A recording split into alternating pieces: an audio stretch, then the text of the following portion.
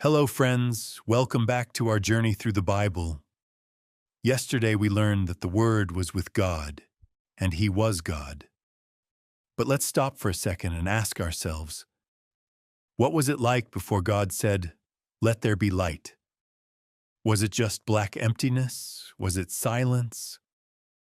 To find the truth, we'll need to search the Bible and see if it actually gives us clues to this mystery.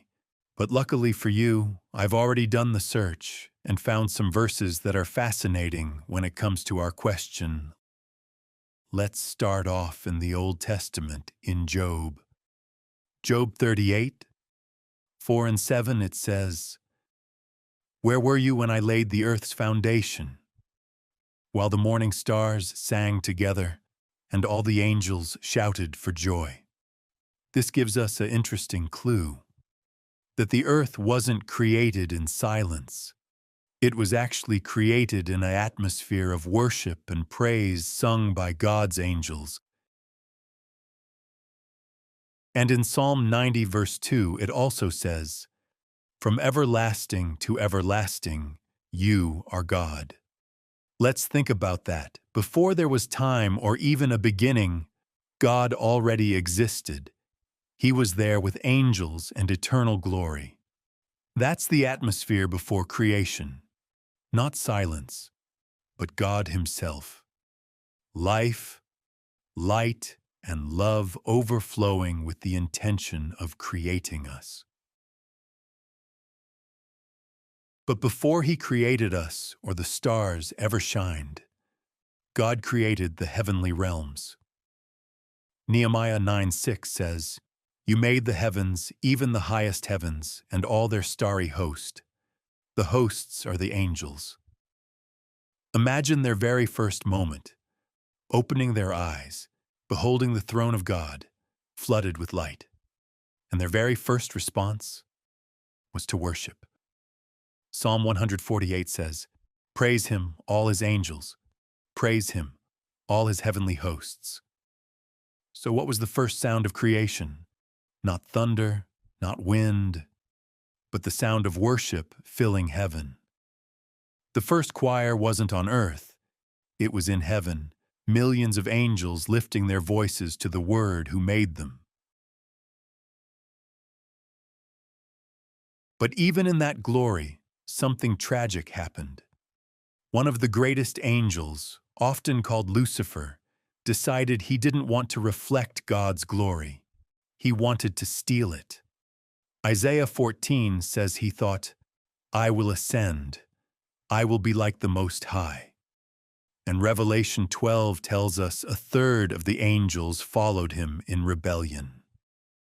So even before earth was formed, there was already a war for glory. Heaven was divided, those who worshipped the Word and those who turned away. Here's the revelation. Everything, heaven, angels, even time itself, was created through the Word. John 1:3 says, "Through Him all things were made. Without Him nothing was made that has been made." That means the very beings who fell were still made through Him. The very heavens themselves exist because of Him. The first songs of praise in heaven were actually directed toward Him, the Word, the eternal Son. So picture this: God, eternal, needing nothing.